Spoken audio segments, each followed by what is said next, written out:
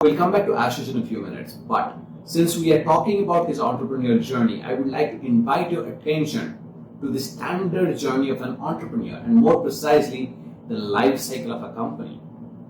Now, before I share that with you, I would like to clarify that when I talk about entrepreneurship, when I talk about companies and businesses, right, I see two kinds of companies: ordinary companies, extraordinary companies. Now, ordinary companies are those who belong to the 70% of businesses that do not survive the first 10 years, and those that survive for a few decades before they get disrupted and they died out, right?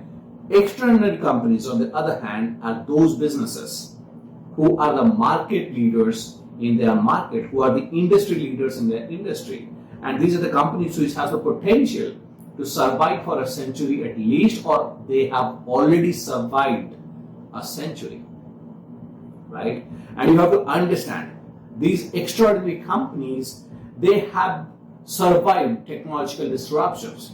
They have survived local and global economic meltdowns, right? Changing customer behavior and demographics, the evolution of regulations, both local and global, right? They have survived all that.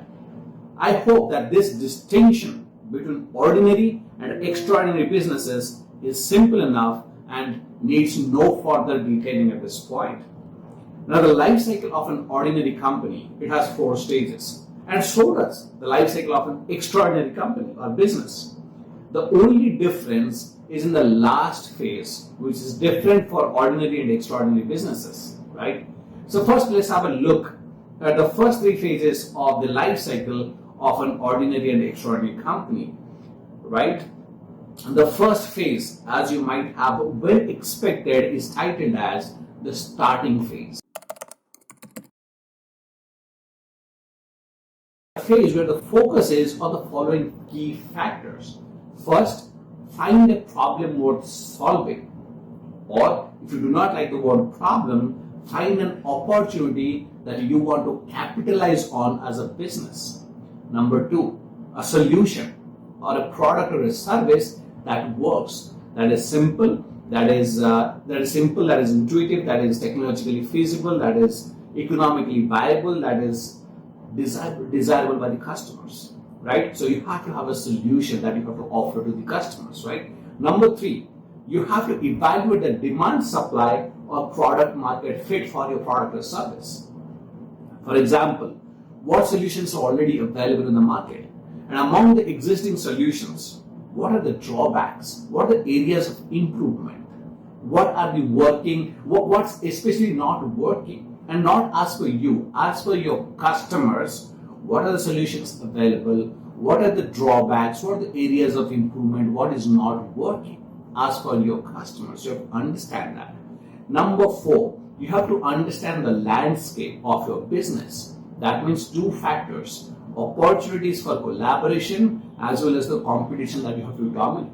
Personally, as a coach, as a human being, I do not like to compete. My philosophy is always very simple: don't compete, dominate.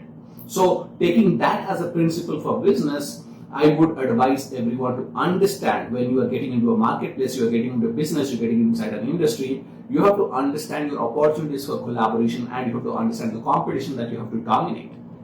Number 5, this is the phase where the business is supposed to do a lot of experiments and fail a ton of times. But the outcome of these experiments and failures should be documented in a database, and it should become available to the employees, future employees, right? And it should become the organization process sets, the base on which the business best practices and guidelines and business decision making, these are created, right?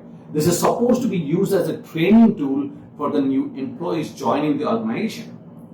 But very few companies actually pay any attention to these mistakes and documenting these into a database. It's rarer than Halley's Comet.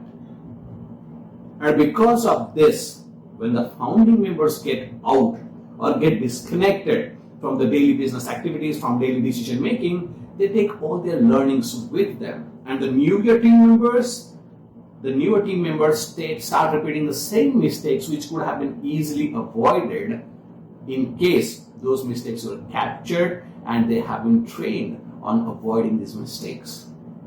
Number 6, every phase out of the 4 phases in the life cycle of a business, every phase has a guiding principle, as for me at least, and a goal. So the number 6 is the guiding principle for phase 1, which is, for starting phase, the guiding principle is hustle, hustle, hustle, and survive. Do whatever is required, whatever is needed to survive. That's the principle, guiding principle of phase 1 or starting phase. Whatever is needed to be done to get the project, do it. Whatever is needed or required to be done to deliver the project, do it. But get it done. Hustle and survive.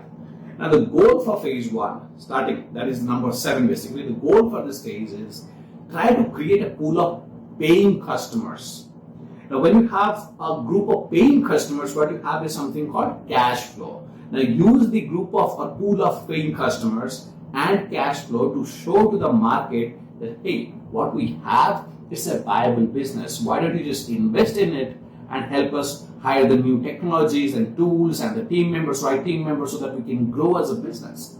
So the goal of starting phase is to have a set of or a pool of paying customers to generate cash flow. Then take that customer pool and the cash flow and go to the market to get funded. So those are the 7 aspects that kind of define the startup phase or the starting phase or the first phase in the life cycle of a business or a company.